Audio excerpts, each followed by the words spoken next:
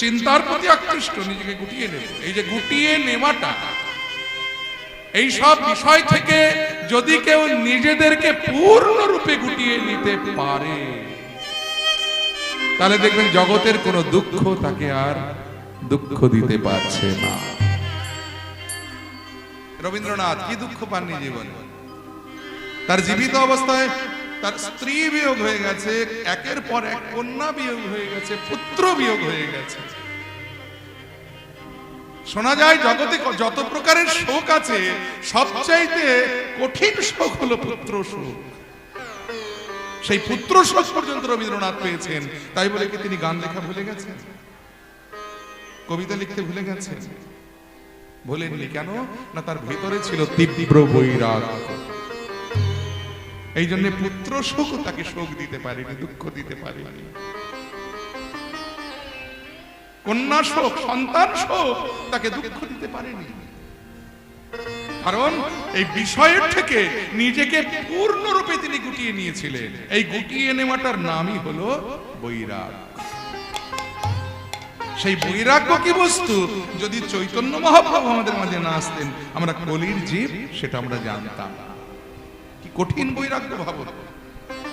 একটা মাত্র বহির্বাসন, সেটা পরে স্নান, সেটাই অঙ্গে শুকিয়ে, সেটাই পরিধান। যে ঘরটায় মহাপ্রভু থাকতেন, আপনারা যদি পুরীধামে যান কখনো দেখে আসবেন, কাশী মিশ্রের রাঙিনায় যে জায়গাটা, তার নাম হলো গম্ভীরা। সেই গম্ভীরাটার আয়তন কত জানেন? 6 ফুট বাই 6 ফুট দৈর্ঘ্য এবং প্রস্থ। আর মহাপ্রভু নিজে ছিলেন 7 ফুট লম্বা। একটা 7 ফুট লম্বা মানুষ ওই 6 ফুট বাই 6 ফুট ঘরে তিনি 12টা বৎসর কাটিয়েছেন। ভাবুন, সম্ভব এটা? শোনা যায় শীতের দিনে মহাপ্রভু পা দুটো ঘরের বাইরে রেখে মাথাটা ঘরের ভিতরে রাখতেন, আর গরমের দিনে মাথাটা ঘরের বাইরে রেখে পা দুটো ঘরের ভিতরে রাখতেন। মেঝেতে একটা বিছানা পর্যন্ত নয়, ওই কনকনে ঠান্ডার মধ্যে একটা মাদুর পর্যন্ত নয়, খালি মেঝেতে তিনি শয়ন করতেন। কঠিন বৈরাগ্য, তীব্র বৈরাগ্য। সেই বৈরাগ্য কি বস্তু? এটা যদি চৈতন্য মহাপ্রভু আমাদের মাঝে না আসতেন, আমরা কলির জীব তা জানতাম না। তাই বৈরাগ্য বিদ্যা নিজে ভক্তি যোগ। সেই বৈরাগ্য রূপী বিদ্যা, শুধু তাই নয়, তার সঙ্গে আবার নিজ ভক্তি যোগ, মানে ভক্তি মিশ্রিত বৈরাগ্য। শুষ্ক বৈরাগ্যের কোনো মূল্য নেই। ওই দিনরাত শুধু রামদেবের মতো ফসফস করে গেলাম না, ওটারও দরকার আছে। কিন্তু বৈরাগ্যের সঙ্গে যদি ভক্তি মিশ্রিত না থাকে, তাহলে সেই বৈরাগ্যের কোনো মূল্য না। ভক্তিটা প্রয়োজন। ভক্তি মানে ওই যে মালা নিলাম, তিলক করলাম, চৈতন্য রাখলাম, নিরামিষ খেলাম, করতাল নিয়ে বৃন্দাবনে চলে গেলাম, দিনরাত ভজন আরতি গাইলাম আর প্রসাদ খেলাম, এটা ভক্তির একটা পার্ট। কিন্তু এটা মানেই ভক্তি নয়। ভক্তি থাকে অন্তরে, আর তার বহিঃপ্রকাশ হয় নয়ন দিয়ে। তাহলে মালা তিলক চৈতন্য, এটা ভক্তি রক্ষা করবার জন্য বেড়া দেওয়া। যেমন জমিতে ফসল লাগালে ফসল পশু পাখির হাত থেকে রক্ষা করবার জন্য বেড়া দিয়ে রাখতে হয়, যাতে পশু পাখি ওই ফসল নষ্ট করে না ফেলে। তেমনি আমাদের দেহের মধ্যে কাম ক্রোধ লোভ মোহ মদ মাৎসর্য, এই যে ষড়ঋপু, এই ষড়ঋপু দিন রাত আমাদের ভ্রষ্ট করছে, আমাদেরকে পথভ্রষ্ট করে আমাদেরকে বিপথে চালনা করছে। যাতে ওই ভক্তি বস্তুটা, ওই কাম ক্রোধ লোভ মোহ মদ মাৎসর্য, এই ভয়ঙ্কর ভয়ঙ্কর জন্তু বা পশু পাখিদের হাত থেকে রক্ষা করা যায়, তার জন্য মালা তিলক চৈতন্য দিয়ে বেড়া দিয়ে রাখতে হয়। কিন্তু মালা তিলক চৈতন্য মানে আবার সেটা ভক্তি নয়। ভক্তিটা হৃদয়ে থাকে। এই দেহটা যদি, হৃদয়টা যদি একটা ভূমি হয়, ভক্তি হলো সেই হৃদয় ভূমির ফসল, যেটাকে রক্ষা করবার জন্য মালা তিলক রূপী বেড়া দিয়ে ওই ভক্তি বস্তুটাকে রক্ষা করতে হয়। কিন্তু ভক্তির বহিঃপ্রকাশ হয় নয়ন বাড়ি, নয়ন। তাই বৈরাগ্য বিদ্যা নিজ ভক্তি যোগান। সেই ভক্তি মিশ্রিত যে বৈরাগ্য রূপী বিদ্যা, শিক্ষার্থ মেঘ পুরুষ পুরাণ, শিক্ষা দেবার জন্য পুরুষ পুরাণ। অর্থাৎ পুরাণে বর্ণিত যে পুরুষ, এখানে পুরুষ মানে কিন্তু বেটা ছেলে নয়, এখানে পুরুষ শব্দের অর্থ হলো পুরীষু ইতি, অর্থাৎ পুরুষ মানে যিনি প্রত্যেকটা জীবের হৃদয় পুরীতে বসবাস করেন তাকে বলা হয় পুরুষ। যিনি প্রত্যেকটা জীবের হৃদয় পুরীতে বসবাস করেন তার নাম হলো পুরুষ। তাহলে পুরাণে বর্ণিত যে পুরুষ, সেই পুরুষ তিনি হলেন বৈরাগ্যরূপী বিদ্যা, ভক্তি মিশ্রিত বৈরাগ্যরূপী বিদ্যা শিক্ষা দেওয়ার জন্য শ্রীকৃষ্ণ চৈতন্য শরীরধারী, মানে শ্রীকৃষ্ণ চৈতন্য শরীর ধারণ করে তিনি আমাদের মাঝে অবতীর্ণ হলেন। কৃপাম্বুধির যস্তমহং প্রপদ্যে, অর্থাৎ তার কৃপা হতে কৃপা বিন্দু আমাদের প্রত্যেকটা জীবকে দান করবার জন্য তিনি এসেছেন। তাই গৌর হরি বল, হরি বল, হরি বল। সেই মহাপ্রভু রাতুল রাঙাচরণে প্রণাম জানিয়ে আমরা আস্বাদন করছি আমাদের বর্তমান পরিবেশিত বিষয়বস্তু শ্রী শ্রী গৌর গোবিন্দের রূপের কথা। তাহলে প্রথমে আমরা একটু গৌরাঙ্গ রূপের কথা আস্বাদন করে নেব। আর গৌরাঙ্গ রূপ আস্বাদন করতে গিয়ে পদাবলীর যে প্রথম লাইনটা আমরা আস্বাদন করলাম, সেখানে কি লেখা ছিল না, মধুকর রঞ্জিত মালতী মণ্ডিত জিত ঘন কুঞ্চিত কেশব। সংস্কৃত শব্দ যায়নি তাই এই যে গোটা লাইনটাই কিন্তু একটা বিশেষণ, খুব মজার ব্যাপার। দেখুন, কীর্তন খুব সস্তা জিনিস নয়, সাধারণ জিনিসও নয়। কীর্তন কতটা সাহিত্য প্রাধান্য গান, সাহিত্য সমৃদ্ধ গান, এই পদাবলীটা আস্বাদন করলে আমরা বুঝতে পারব যে মাঠে ঘাটের জিনিস কীর্তন নয়। কীর্তন একেবারে সাহিত্য সমৃদ্ধ রসামৃত পদাবলী। হ্যাঁ, তার প্রমাণ এই পদাবলীতে দিয়ে গেছে। দেখুন কি সুন্দর কথা, যে মধুকর রঞ্জিত মালতী মণ্ডিত জিত ঘন কুঞ্চিত কেশব। এই গোটা লাইনটাই হলো একটা বিশেষণ। বিশেষণ তাহলে কার বিশেষণ? বিশেষ্যর বিশেষণ। বিশেষটাকে বিশেষ্য হলো গৌর, গৌরাঙ্গ হলো বিশেষ্য। তার রূপের বর্ণনা দেওয়া হচ্ছে। এই গোটা লাইন, একটা লাইনই হলো একটা পদ। যখন একটা বাক্য তৈরি হয় সেখানে পদ থাকে, ক্রিয়া থাকে, কর্ম থাকে, বিভিন্ন প্রকারের পদ সেখানে ব্যবহার হয়। ক্রিয়াপদ, তারপরে বিশেষ্য পদ, বিশেষণ পদ এবং কর্মপদ, বিভিন্ন পদ সম্মিলিত একটা বাক্য তৈরি হয়। ধরুন আমি ভাত খাবো, তাহলে আমিটা হলো বিশেষ্য, ভাতটা হলো কর্ম, আর খাওয়াটা হলো ক্রিয়া। এই তিনটি পদ একত্রিত হয়ে একটা বাক্য তৈরি হয়েছে কি না, আমি ভাত খাবো। কিন্তু এখানে এই যে মধুকর রঞ্জিত মালতী মণ্ডিত জিত ঘন কুঞ্চিত কেশব, এই গোটা লাইনটাই হলো একটা পদ। সেটা কি পদ না, বিশেষ্য পদ। কার বিশেষ্য? গৌরাঙ্গের বিশেষ্য। গৌরাঙ্গ তার রূপের বর্ণনা হচ্ছে কেমন, এই লাইনটার যদি ব্যাখ্যা শুনতে হয় পেছন দিক থেকে শুনতে হবে। যেমন উর্দু আমরা পেছন দিক থেকে পড়ি না, তেমনি এই লাইনটার ব্যাখ্যা শুনতে গেলে এই পদাবলীটা এমনই একটা পদাবলী, পেছন দিক থেকে ব্যাখ্যা শুরু হয়েছে। বলছে গৌরাঙ্গের কেশরাশির বর্ণনা হচ্ছে। কি রকম কেশ? কেশ মানে হলো চুল। গৌরাঙ্গের কেশটা কেমন না, কুঞ্চিত কেশম। একেবারে শেষ লাইনে পদের শেষে লেখা আছে কুঞ্চিত কেশম। কেমন কেশ না, কুঞ্চিত কেশম মানে কোকড়ানো চুল। তাহলে কেমন কোকড়ানো? জিত ঘন কুঞ্চিত কেশম। জিত ঘন মানে, জিত মানে জয় করে, ঘন মানে মেঘ, মানে মেঘের রংকেও যেন জয় করেছে গৌরাঙ্গের ওই সুন্দর কুঞ্চিত কেশরাশি। কিন্তু তাতে আবার কি না, ওই যে মালতী মণ্ডিত, ওই যে জিত ঘন কুঞ্চিত কেশম, সেই কেশটাকে সাজিয়েছে কি দিয়ে না, মালতী মণ্ডিত, মালতী ফুলের মালা দিয়ে কেশটাকে সুন্দর করে সাজানো আছে। তার পেছনে আবার কি, ওই মালতী ফুলের মালার চারিপাশে আবার কি হয়েছে না, মধুকর রঞ্জিত। মধুকর মানে ভ্রমর, তারা গুনগুন গুনগুন গুনগুন করে গান করছে। তাই বললেন মধুকর রঞ্জিত মালতী মণ্ডিত। এই দেখুন জিত ঘন কুঞ্চিত কেশব, অর্থাৎ গৌরাঙ্গের যে চুল, সেই চুল হলো কুঞ্চিত মানে কোকড়ানো চুল। কেমন কোকড়ানো চুল না, মেঘের মতো কালো কোকড়ানো চুল। তার চারিপাশে আবার একটা মালতীর মালা দিয়ে বেড়ে দেওয়া আছে, আর সেই মালতী মালার চারিপাশে ভ্রমর মধুর লোভে গুনগুন গুনগুন গুনগুন করছে। এই হলো গোটা লাইনটার একটা অর্থ। হরি বল। তাহলে এই অর্থ যদি বুঝিয়ে নেওয়া দেওয়া যায়, তাহলে শুধু যদি আমি গেয়ে যাই মালতী মধুকর রঞ্জিত মালতী মণ্ডিত জিত ঘন কুঞ্চিত কেশব, আপনারা বলবেন কি কীর্তন হলো রে বাবা, কিছুই বুঝলাম না। কি সুন্দর এই লাইনটার ব্যাখ্যা দেখুন। এর পরের লাইনে এত সুন্দর কথা পদকর্তা বলেছেন। কি বলেছেন? তিলক নিন্দিত মনুষ শশধর রূপক তিলক নিন্দিত শশধর রূপক আহা তিলক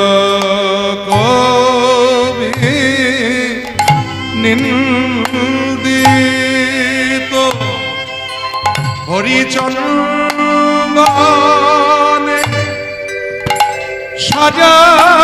সাজায়েছে তিলক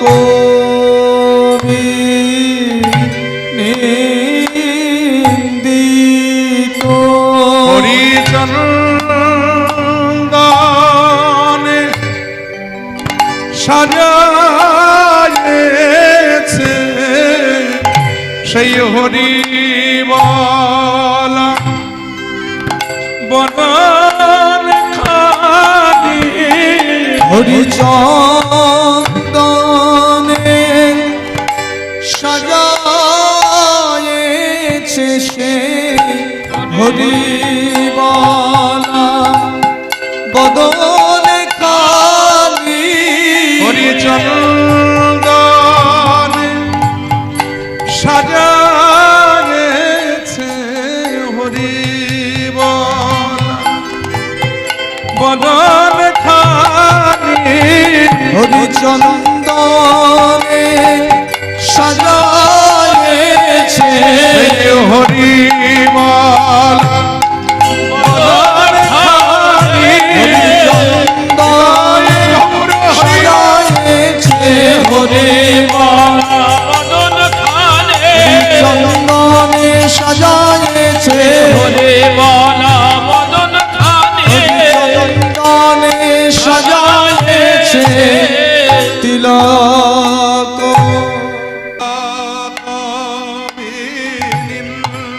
নিন্দিত শশধর রূপক তিলক নিন্দিত হরিচন্দন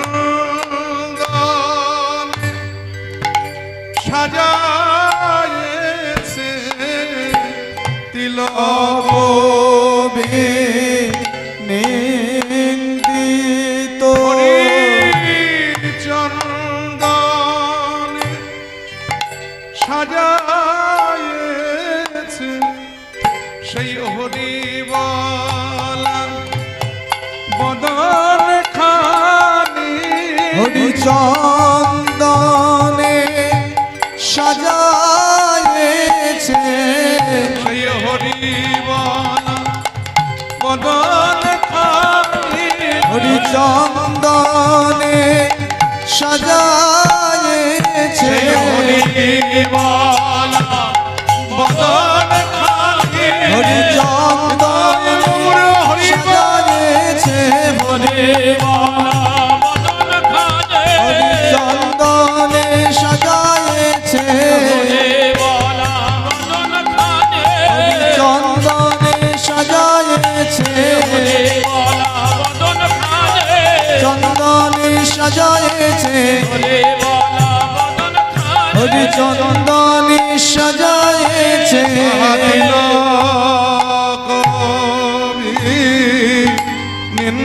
নিন্দিত শশধর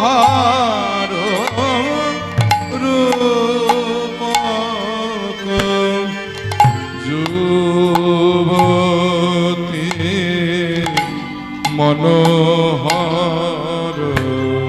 বেশ মনোহর বেশ শুধু নারী ভুলবে সে কি কথা শুধু নারী ভুলবে সে কি কথা বলেছে যুবতী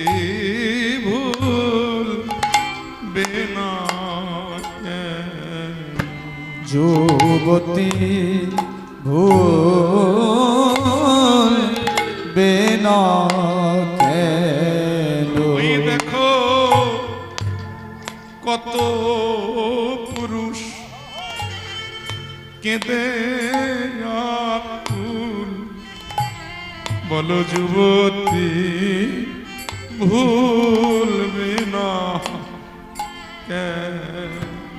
দেখো কত পুরুষ কেঁদে আকুল, যুবতী ভুলবে না কেন? দেখো দেখো কত ও পুরুষ কেঁদে আকুল, আমার গোরার রূপে নয়ন দিয়ে।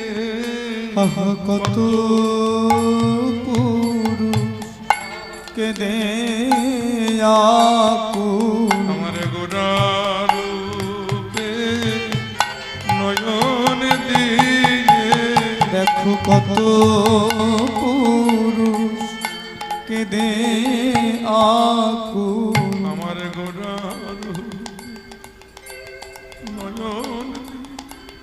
আহা কত পুরুষ কেঁদে আকুল, আমার গোরার রূপে নয়ন দিয়ে। আহা কত পুরুষ কেঁদে আকুল, আমার গোরার রূপে নয়ন দিয়ে। আহা কত পুরুষ কেঁদে আকুল, আমার গোরার রূপে নয়ন দিয়ে। আহা কত পুরুষ কেঁদে আকুল, আমার গোরার রূপে নয়ন দিয়ে।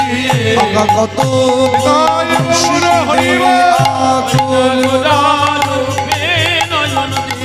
আহা কত পুরুষ কেঁদে আকুল, আহা কত পুরুষ কেঁদে আকুল, যুবতী ভুলি বেনা কেন? যুবতী মনোহর বেশ, মনোহর বেশ। আবার দেখুন কি সুন্দর ব্যাখ্যা, আবার একটা বিশেষণ কি না, ওই যে মধুকর রঞ্জিত মালতী মণ্ডিত জিত ঘন কুঞ্চিত কেশম। আগে তো এর কথাটা শুনে নিলাম, গৌরাঙ্গের চুলটা কেমন কোকড়ানো, সেটা মেঘের মতো কালো, তাতে আবার একটা মালতীর ফুলের ঝুঁটি বাঁধা, সেই মালতী ফুলের চারিপাশে ভ্রমর গুনগুন গুনগুন করছে। শুধু তাই নয়, তারপরে আবার কি দেখলাম না, তিলক বিনিন্দিত শশধর রূপক যুবতী মনোহর বেশ।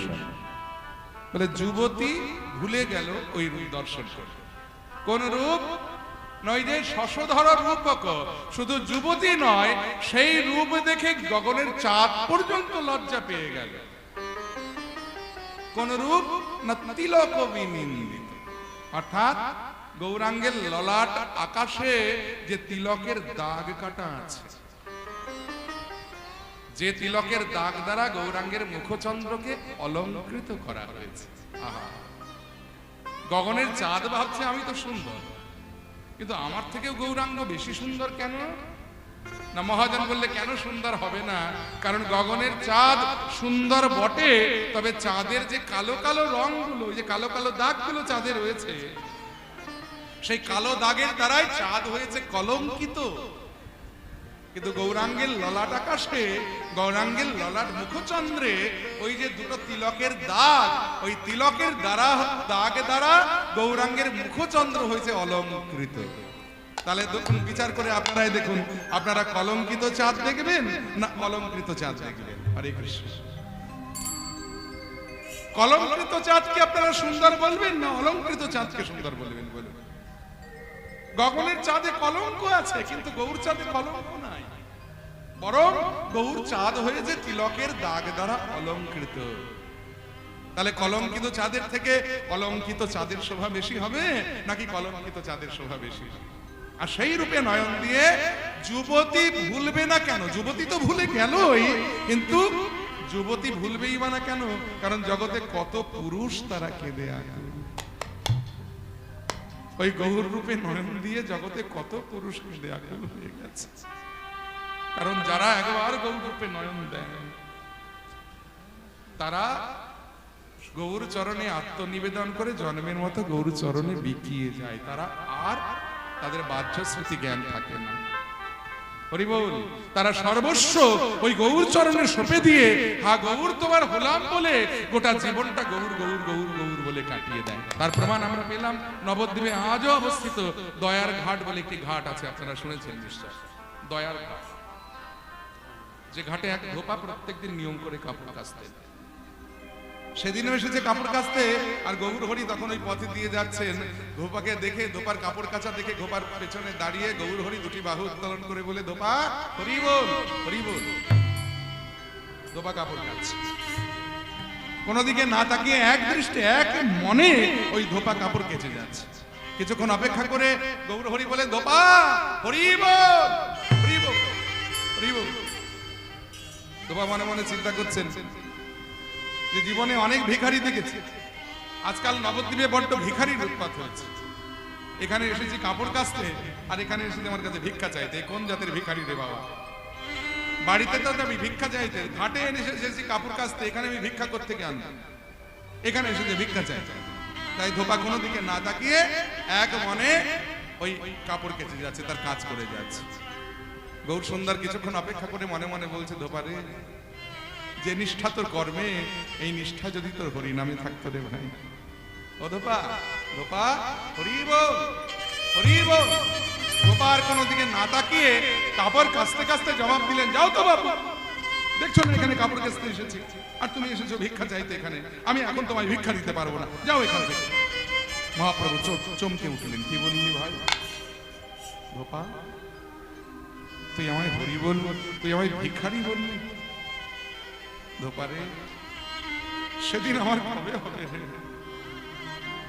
যেদিন সত্যই আমি ভিক্ষার ঝুলি কাঁধে করে আমি ভিখারি হয়ে তোদের ছেড়ে, এই নবদ্বীপ ছেড়ে আমি চলে যেতে পারবো।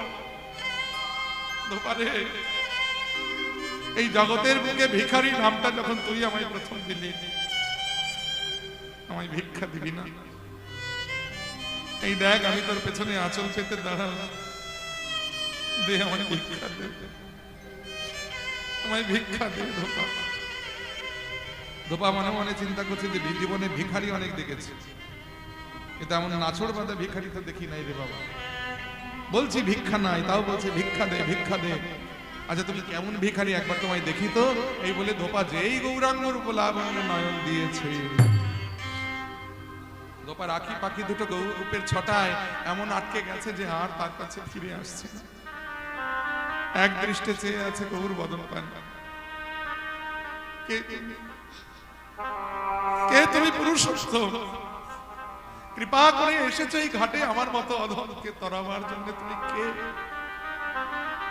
গৌর হরি বললে, কেন? এই যে বললি ভিখারি, ভিক্ষা দে, দিবি না ভিক্ষা? কি দেবো ঠাকুর আমি তোমায় ভিক্ষা? কি আছে আমার, আর কি দেবো তোমায় বলো? দে না, যত আছে তোর জন্ম জন্মান্তরের পাপ রাশি, আমার এই আঁচলে তুই ভিক্ষা দে ঠাকুর। আমি করেছি পাপ, আর তুমি নেবে আমার পাপের ভিক্ষা? না ঠাকুর না, ও পাপ ভিক্ষা আমি তোমায় দিতে পারবো না। তবে পাপ ছাড়া আমার বলতে আর যা আছে, আমি আজ হতে তোমার চরণে সকলি দিলাম। হে দয়াময়,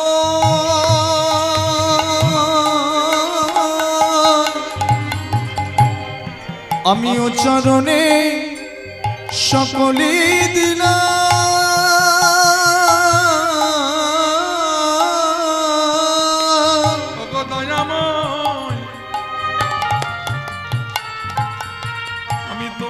চরণে সকলি দিলাম। ওগো দয়াময়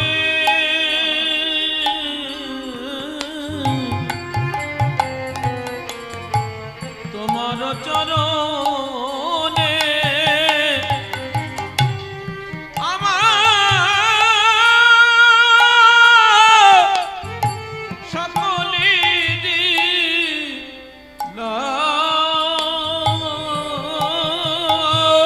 তুমি আমায় অনুগত করে গ্রহণ করো। আমি তোমার চরণ সকলি অনুগত বলে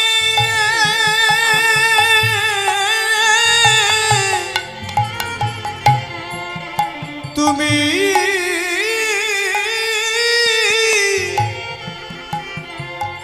তুমি গ্রহণ করো।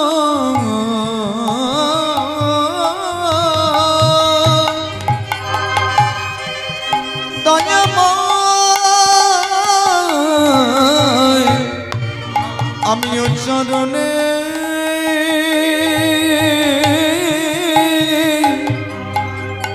সকলে দিলাম। অনুগত করে তুমি আমায় গ্রহণ করো। তোমার চরণে সকলি দিলাম। অনগত মনে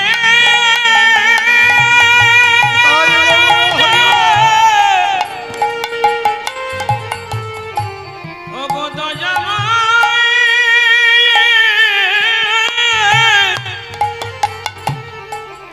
আমায় গ্রহণ করো।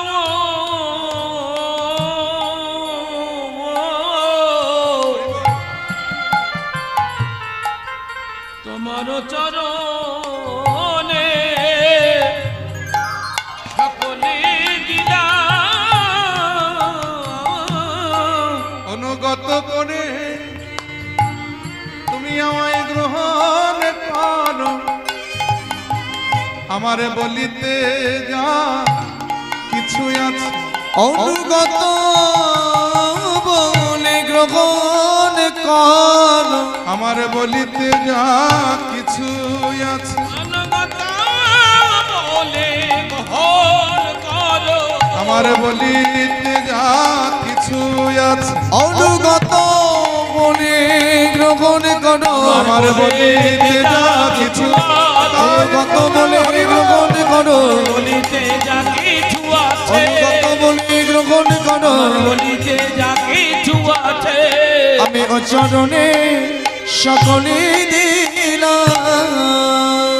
আছাড় খেয়ে বললেন ওই ধোপা মহাপ্রভুর রাতুল রাঙা চরণ। চরণ দুটো আশ্রয় করলেন, গৌর নাম আশ্রয় করলেন। ওই ঘাটে বসে বসে গোটা জীবনটা ওই ধোপা তিনি গৌর গৌর গৌর গৌর বলে কাটিয়ে দিয়েছিলেন। আর কোনোদিন তার মায়ার ঘরে ফেরা হলো না। এই জন্যে ওই ঘাটে ওই ধোপাকে মহাপ্রভু দয়া করেছিলেন বলে সেই থেকে ঘাটটির নাম হয়েছে দয়ার ঘাট। এই দেখুন, গৌর রূপে যারা নয়ন দেয় তাদের দশাটা এইরকমই হয়। তাই যুবতী ভুলবে শুধু সে কি কথা, জগতে কত পুরুষ কেঁদে আকুল হয়েছে আমার গৌর রূপে নয়ন দিয়ে। আহা, তাই সজনী কলয় কলয় গৌরব তার সজনী কলয় গৌরব তার সজনী কলয় গৌরগার। কলয় গৌরব কলয় গৌরব তার সজনী রে সজনী রে ও রে আমার সজনী কদয় গৌরমোদার সজনী কানয় গৌরমোদার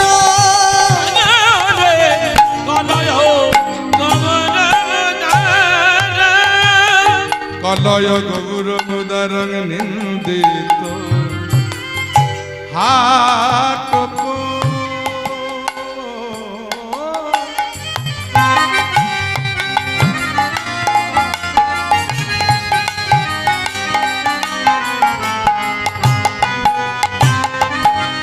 সজনী রে সজনী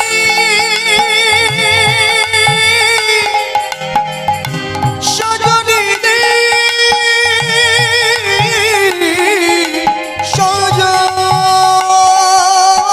সজনী সজনী রে মনে জামা প্রাণে সজনী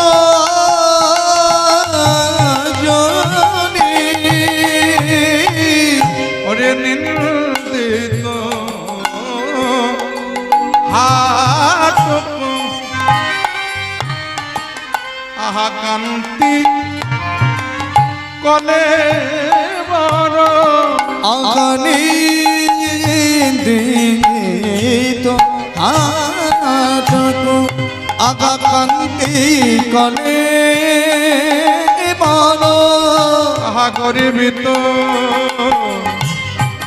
মারুক মার কলয় গৌরমোদার সজনী কানয় গৌরমোদার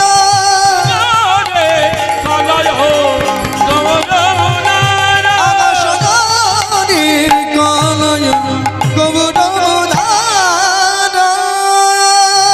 কলয় গৌরমোদারং কলয় শব্দের অর্থ হলো দেখো গৌরমোদারং মানে সজনী একবার ভালো করে দেখ আমার গৌরাঙ্গ রূপ আহা কি না নিন্দিত হাট কান্তি কলে বলে গৌরাঙ্গের যে কান্তি মানে অঙ্গ কান্তি অঙ্গের যে বর্ণ নিন্দিত হাটক নিন্দিত মানে নিন্দা করছে হাটক মানে হলো সোনা বলে সোনাকেও যেন নিন্দা করছে আমার গৌরাঙ্গের অঙ্গ কান্তি কারণ সোনা এ যে সে সোনা নয় আমার গৌর সোনা এই যে লাখো বানো কাঞ্চন যিনি লাখো বানো লাখো মানে লক্ষ বানো মানে পোড়ানো সোনা যদি একবার পোড়ানো হয় আগুনে খাঁটি করতে গেলে পোড়াতে হয় সোনা সোনাকে যদি খাঁটি করতে হয় তবে আগুনে পোড়াতে হয় তো একবার পোড়ালে হয় এক বানো দুবার পোড়ালে হয় দুই বানো শতবার পোড়ালে হয় শতবানো লক্ষবার পোড়ালে হয় লক্ষ বানো তা সোনাকে যদি আগুনে পোড়ানো মানে খাঁটি করবার জন্য লক্ষবার আগুনে পোড়ানো হয় সেই সোনার যে রং হয় যে জ্যোতি হয় আমার গৌরাঙ্গের জ্যোতি যেন সেই জ্যোতিকেও জয় করেছে এই যে লাখো বানো কাঞ্চন যিনি আহা তবে একটা কথা সোনা হলো কঠিন কিন্তু গৌর সোনা ভাবে আর প্রেমে গড়া হরিবল হরিবল সোনা ধাতু হলো কঠিন কিন্তু গৌর সোনা ভাবে প্রেমে গড়া তাহলে সোনার সঙ্গে তুলনা দেওয়া যায় না ওদিকে চাঁদের সঙ্গে তো হলোই না চাঁদ কলঙ্কিত গৌর চাঁদ অলঙ্কৃত তাহলে সোনা কঠিন কিন্তু গৌরাঙ্গ গৌর সোনা হলো ভাবে প্রেমে গড়া সোনার সঙ্গে তুলনা দেওয়া যায় না তাহলে কি ফুলের সঙ্গে তুলনা দেওয়া যায় কুসুম ফুল দেখবেন ফুল বৃক্ষে ফোটে কি করে বৃক্ষের শোভা বর্ধিত করে আপনি যদি ওই ফুল তুলে নিয়ে এসে মন্দির সাজান মন্দিরের শোভা বেড়ে যায় কিন্তু কদিন থাকে একদিন বা দুদিন বা 3 দিন তারপরে দেখবেন ফুলের পাপড়িগুলো শুকিয়ে যায় এই দেখুন এই ফুলের মালাটা হয়তো সকালবেলা কেনা হয়েছে এখনই দেখুন কেমন রংটা নষ্ট হয়ে গেছে কেন না এটা ফুলের ধর্ম ফুল যতক্ষণ বৃক্ষে থাকে ততক্ষণ ফুলের শোভা বৃক্ষ থেকে ফুল তুললেই ধীরে ধীরে ফুলের পাপড়িগুলো শুকোতে থাকে এরপরে এক সময় ওই পাপড়িগুলো পচে গলে একেবারে নোংরা আবর্জনা হয়ে মন্দিরের শ্রীকে নষ্ট করে দেয়। তাহলে ফুলের শোভা মন্দিরে বৃদ্ধি হয় এটা ঠিক, তবে সেই শোভা বেশি দিন থাকে না, দুদিন বা একদিন পরেই ফুলের শোভা নষ্ট হয়ে যায়। মন্দিরের শ্রী নষ্ট করে ফুল, তখন নোংরা আবর্জনায় পরিণত হয় ফুল। কিন্তু গৌর কুসুম এই জগতের কোন জীব যদি একবার কৃপা করে যত্ন করে তুলে নিয়ে এসে নিজের মন্দিরে সাজাতে পারে, তাহলে তার মন্দিরের শোভা নষ্ট হয়ে যাওয়া তো দূরের কথা, দিন দিন সেই মন্দিরের শোভা আরো বৃদ্ধি পেয়ে যায়। তাই গৌর হরি বল। তাই গৌর কুসুমের সঙ্গে প্রাকৃত কুসুমের তুলনা দেওয়া যায় না। তাই নদিয়ার নাগরী অপর নাগরীকে বলছে, জানিস আমি সেই গৌর রূপে নয়ন দিয়ে আমার কি আজ মনে হচ্ছে জানিস, আমি গৌর বরণ করে যত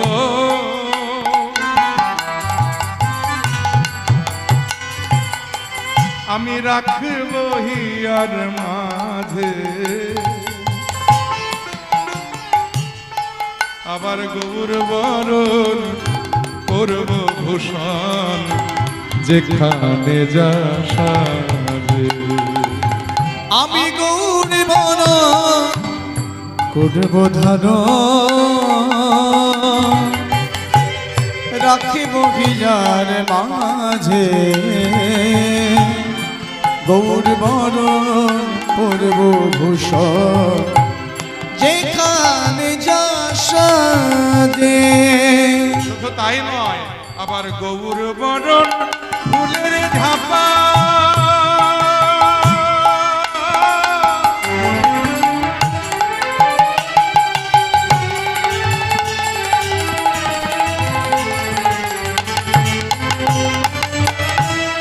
আমি লটন বাঁধব চুলে,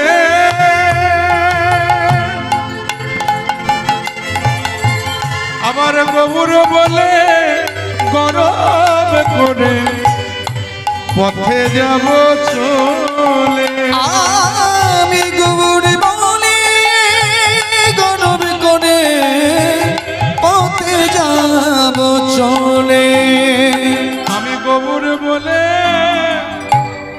বেড়াইব, আমি গৌর বলে বেড়াইব, নদিয়ার পথে পথে গৌর বলে বেড়াইব। ওই নদী পথে পথে গৌর বলে বেড়াইব, নদিয়ার পথে পথে বলি হা গৌর প্রাণ গৌর বলে। ওই নদী পথে পথে হে হা গৌর প্রাণ গৌর বলে, ওই নদীয়ার পথে পথে গৌর প্রাণ গৌর বলে, নদীয়ার পথে পথে হরি প্রাণ গৌর বলে, নদীয়ার পথে পথে গৌর প্রাণ গৌর বলে, আমি গৌর বলে বেড়াইব, আবার গৌর বরণ গোরচনা আমি গৌর লিখব গায়, আবার গৌর বলে জীবন যৌবন আমি সোপে দেব পায়। আহা গৌর বলে জীবন যৌবন সপে দেব পায়। আমার কুলের মূল পাড়িয়া আমি ভাসাবো গঙ্গার জলে, আবার লাজের মুখে আগুন দিয়া বেড়াবো গৌর বলে। আহা লাজের মুখে আগুন দিয়া বেড়াবো গৌর বলে। তোরা বলছো কি সই ওই গোরা রূপে, আমার সকলই গেল ভেস। তখন লোচন বলে কুতুহলে আমি দেখব বসে বসে। তখন লোচন বলে কৌতূহলে দেখিব বসে বসে। দেখব কে বা গেল আর কে বা আছে, দেখিব কে বা গেল কে বা আছে। আমার কে বা গেল আর কে বা আছে। আমার কেবা গেল যার কেবা আছে। আমি শুধু গৌর ভালো বেসেছি বলে কে বা গেল আর কে বা আছে। শুধু গোবরে ভালো বেসেছি বলে কে বা গেল কে বা আছে। শুধু গৌর ভালো বেসেছি বলে দেখবো কারা আমায় ভালোবাসে। শুধু গোবরে ভালো বেসেছি আমি বলে দেখবো কারা আমায় ভালোবাসে। আগা গোবরে ভালো বেসেছি বলে তাই আমার ভালোবাসা। আমি গোবরে ভালোবেসেছি বলে তাই গৌর হরি বল। আমি গোবরে ভালোবেসেছি বলে তাই আমার ভালোবাসি। আমি গোবরে ভালোবেসেছি বলে কে বা গেল আর কে বা আছে। তাই ওই গৌর রূপে নয়ন দিয়ে আজকে আমার এই অবস্থা। গৌর রূপে যারা নয়ন দেয় তাদের দশা এমনই হয়।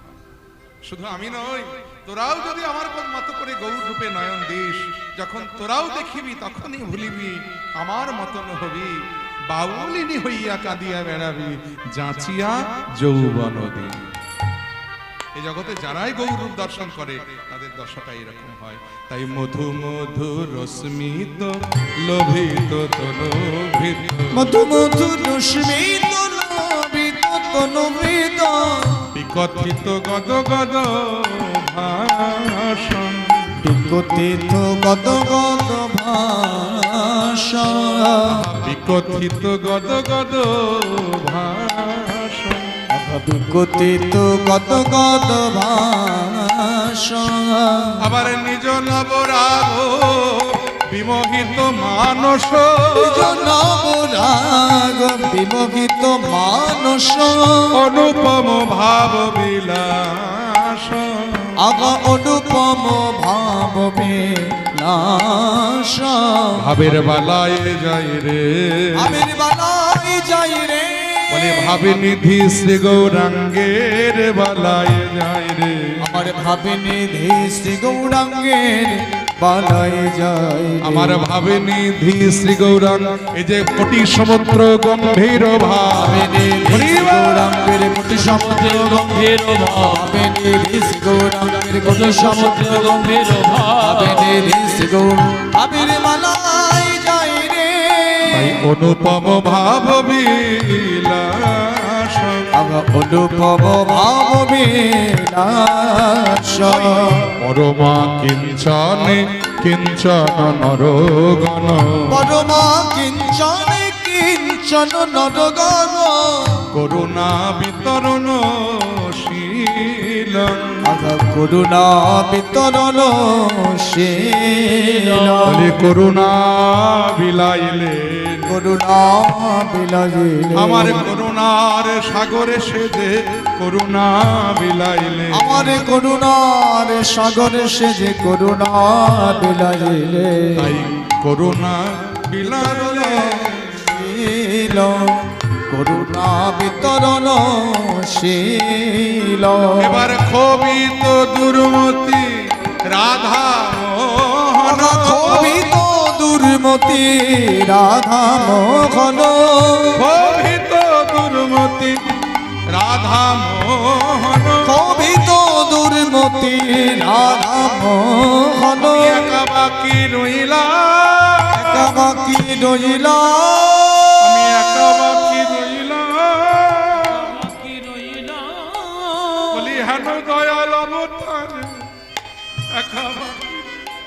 হেন দয়াল অবতারে একা বাকি রইলা আমার ভাগ্যে হলো না, আমার ভাগ্যে হলো না বলি আমার ভাগ্যে হলো না, আমার ভাগ্যে হলো না ওই করুণার বাতাস পেলাম না, আমার ভাগ্যে হলো না, বাতাস পেলাম না, আমার ভাগ্যে হলো না, আমি করুণার বাতাস পেলাম না, আমি যেমন এলাম তেমন গেলাম, করুণার বাতাস পেলাম না, যেমন এলাম তেমন গেলাম করুণার বাতাস পেলাম না, যেমন এলাম তেমন গেলাম করুণার বাতাস পেলাম না, আমার ভাগ্যে হলো না, তাই ক্ষোভিত দুর্মতি রাধা মোহন, অভিত দুর্মতি রাধা মোহন, আহা নাম নিরূপম লীলা, নাম নিরূপম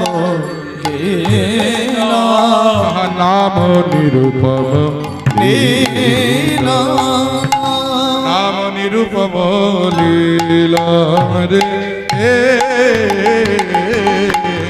নাম নিরূপম লীলা, নাম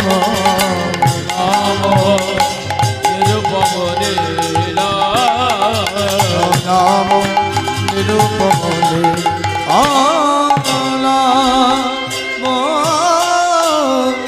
নিরূপম লীলা, নিরূপম লীলা, নিরূপম লীলা, নিরূপম লীলা